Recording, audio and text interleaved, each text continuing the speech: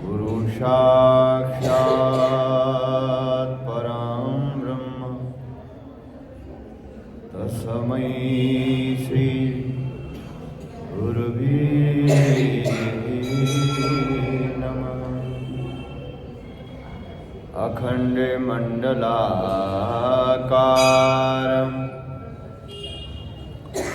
व्याप्तं येन चराचरं तत्पदं दर्शितं येन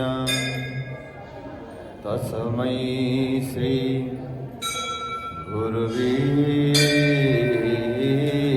नमः।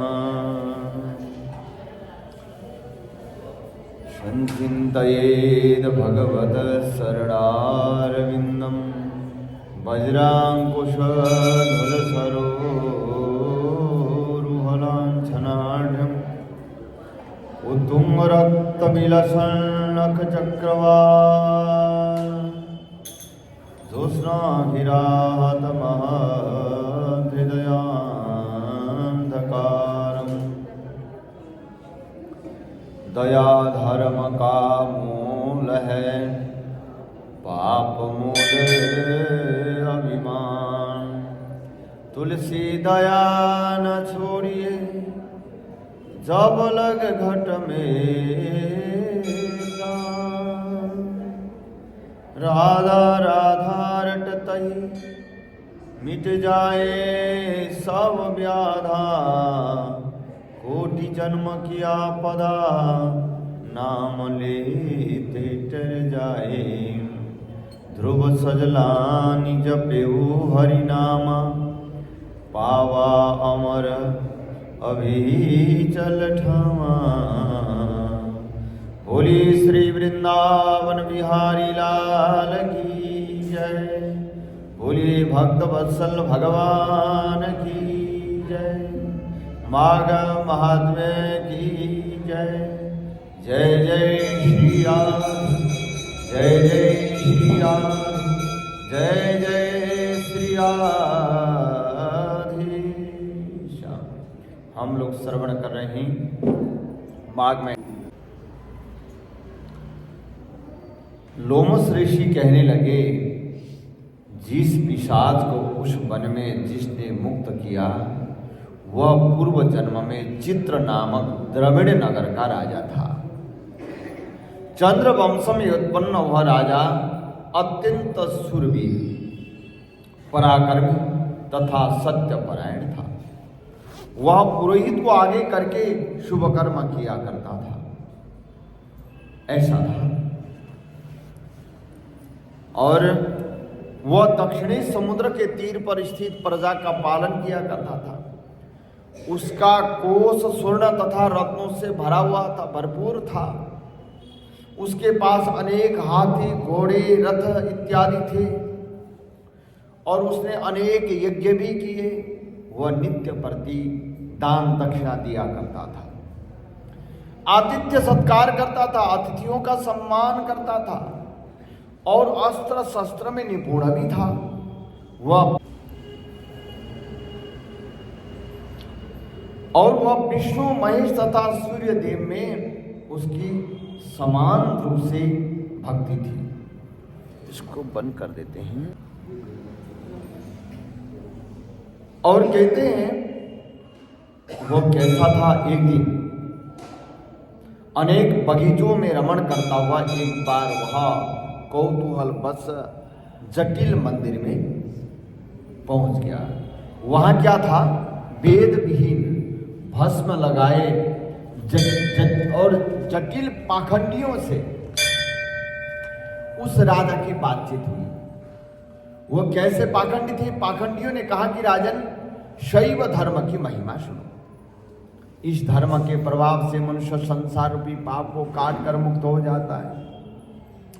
सब मतों में शैव मत ही मुक्ति देने वाला है। उन्होंने कहा शिव की आज्ञा के बिना दान यज्ञ और तपस्या से कुछ भी नहीं होता। शिव का सेवक होकर केवल जटा धारण करने तथा भस्म लेपन से मनुष्य मुक्त हो जाता है। उन्होंने कहा तो कहने लगे जटा धारण करो, भस्म धारण करो, नहाने धोने की कोई जरूरत नहीं, पाठ पूजा करने की कोई आवश्यकता नहीं है, भस्म लगा के बैठे रहो, उसी से मुक्ति हो जाएगी। वाह! शिव की आज्ञा के बिना दान यज्ञ और तपों से कुछ भी नहीं होता, कह दिया। शिव का सेवक होकर केवल जटा धारण करने मात्र से, भस्म लेपन से मनुष्य मुक्त हो जाता है। जटा तथा शिखा धारण किए हुए भस्म लेपन से मनुष्य शिव के समान होकर आनंद करता है। इसके बराबर और कोई मुक्ति का उपाय नहीं है। जटा तथा भस्म धारण करने वाले सभी योगी शिव जी के तुल्य समान होते हैं। अंध हो, जड़ हो, मूर्ख हो, सब जटा से ही पहचाने जाते हैं। शूद्र वर्ण के शैव भी पूजनीय होता है। विश्वामित्र क्षत्रिय होकर तपस्या से ही ब्राह्मण बन गए। बटमार वाल्मीकि तपस्या से अग्रगण्य हुए। इसलिए शिव पूजन में किसी बात का विचार नहीं होता। तपस्या से ब्रह्मत्व प्राप्त होता है, जन्म से नहीं। इस कारण शैव का दर्शन उत्तम है। शिव के अतिरिक्त अन्य किसी देव का पूजन न करें। शिव जी तपस्वी को विष्णु भगवान जी का त्याग करना चाहिए, ऐसा कह दिया। विष्णु भगवान जी के दर्शन से शिव द्रोह पैदा होता है और शिव के द्रोह से रौरव आदि नरक मिलते हैं, ऐसा कह दिया। पाखंडियों का जो मंदिर में वहां पहुंचे, उन्होंने ऐसा कह दिया, बोले खाली जटा रखने से हो जाएगा। जो विष्णु भगवान जी का पूजन करते हैं उनको जो है ना शिव जी नाराज होते, ऐसा बोल दिया। और कहने लगे और शिव जी के द्रोह से रौरवादी नरक मिलती, इसलिए भवसागर से पार होने के लिए विष्णु का नाम भी नहीं लेना चाहिए, ऐसा बोल दिया। निशंक होकर जो तपस्वी शिव से प्रेम करता, वह कैलाश में वास करता, इसमें कोई संदेह नहीं है। इस धर्म में सदैव भस्म धारण करनी चाहिए। इस धर्म के पालन करने वालों का कभी नाश नहीं होता, पाखंडियों ने कह दिया। गुरु वशिष्ठ जी कहने लगे, उन पाखंडियों के ऐसे वचनों को सुनकर राजा ने मोह में आकर उनका पंथ ग्रहण कर लिया। उन्होंने क्या किया? जटा धारण करना, भस्म धारण करना शुरू कर दिया और भगवान नारायण जी का विरोध करना शुरू कर दिया। और उसके बाद वैदिक धर्म का त्याग कर दिया। वैदिक सनातन पद्धति जो धर्म है उसको छोड़ दिया। अब वह श्रुति स्मृति तथा ब्राह्मणों की निंदा करना शुरू कर दिया।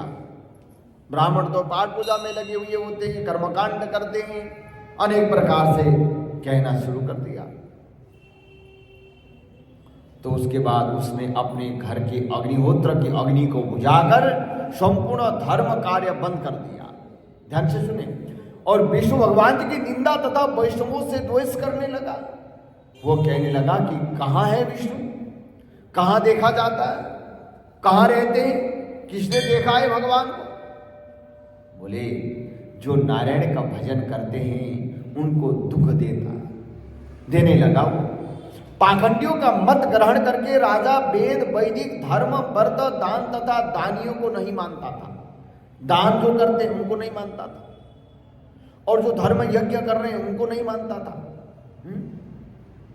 और उसके बाद उसे क्या करने लग गया? वो अन्याय से दंड देता तथा सर्वदा भय एवं क्रोध से भरा रहता। वह अनेक प्रकार के दुर्व्यसन करने लगा तथा गुरु एवं पुरोहित को कहे हुए वचनों को नहीं मानता था। पाखंडियों की बात मानकर उनके कहे पर विश्वास करने लग गया और उन्हें अनेक गांव, हाथी, घोड़े, सुवर्ण, रत्न तथा आभूषण आदि दिया करता था उनको।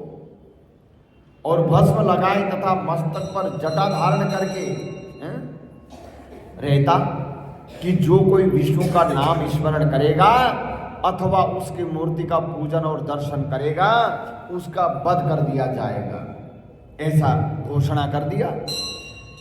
अनेक ब्राह्मण तथा वैष्णव उस देश को छोड़कर दूसरे देशों में चले गए।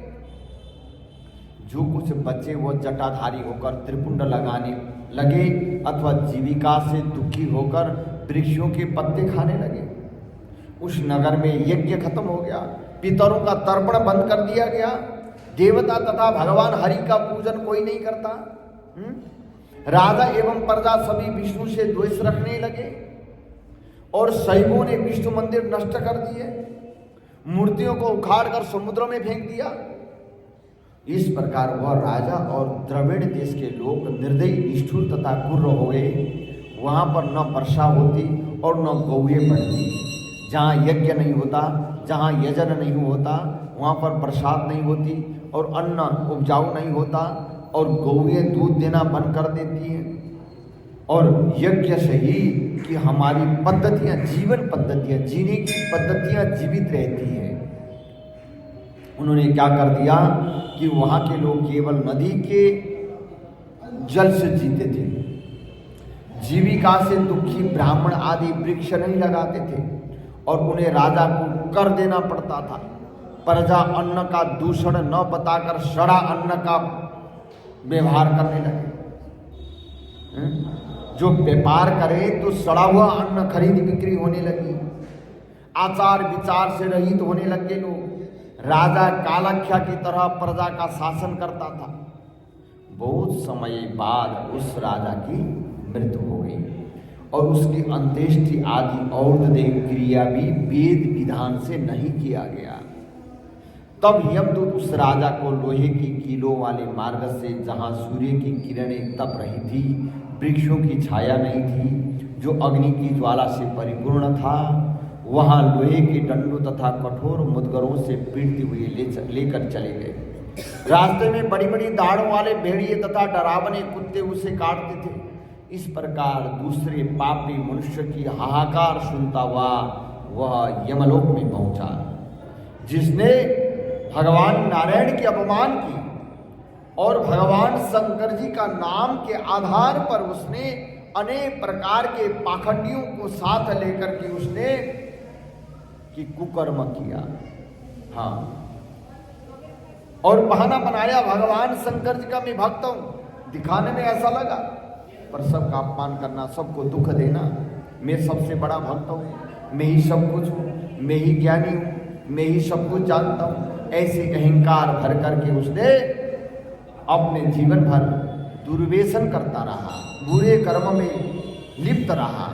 उसके बाद यमलोक में पहुंचा और वहां पहुंचने के बाद यमराज जी उसको क्या कहते हैं, ये प्रसंग कल हम लोग श्रवण करेंगे। आज की कथा यही विश्राम करेंगे। बोले गोविंद भगवान।